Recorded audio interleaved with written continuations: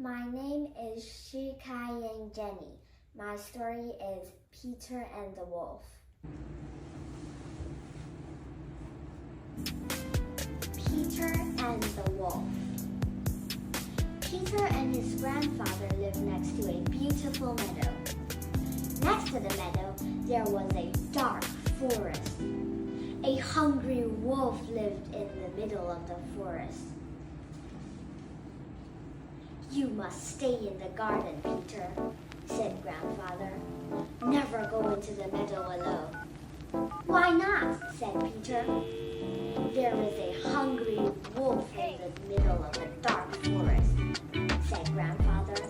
"He will come into the meadow and eat you." Peter looked over the garden wall. The meadow looked very beautiful. A little red bird flew up to a big tree. "Peter," called the bird, "would you like to come and play in the meadow?"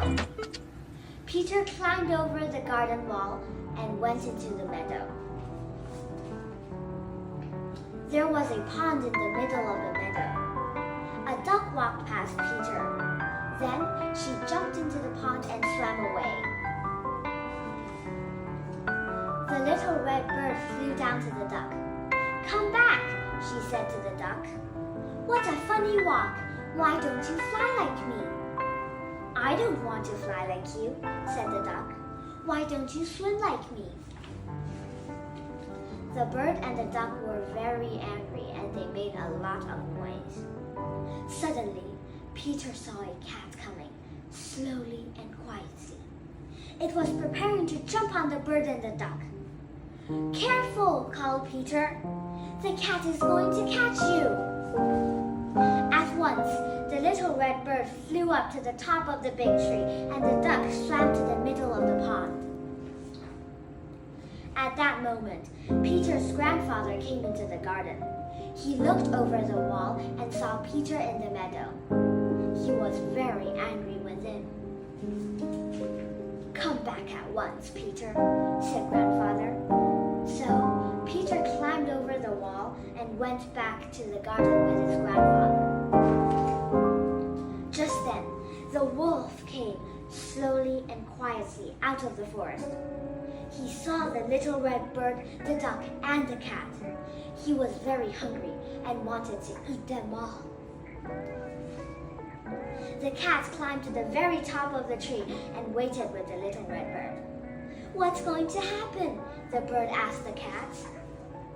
The frightened duck jumped out of the pond. She hurried away as fast as she could, but the hungry wolf ran faster and caught her in his big mouth. Then the wolf walked around the tree where the cat and the little red bird was sitting. The hungry wolf looked up at them. They were very frightened. Got the kick? Peter found a very long rope and climbed on top of the garden wall. "Fly around the wolf's head," he called to the little red bird. "Make his head go around and around, but don't go near his big mouth." The little red bird flew above the wolf's head. The hungry wolf tried to catch the little red bird, but his head was going around and around. Soon he fell down. Peter climbed up the big tree.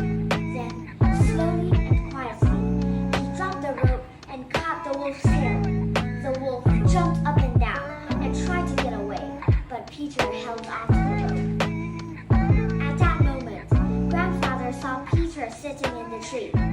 "What are you doing up there?" he called. "I've got the wolf," said Peter.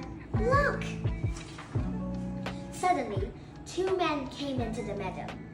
"We're looking for the wolf," they said. "Here he is," said Peter. "Take him away."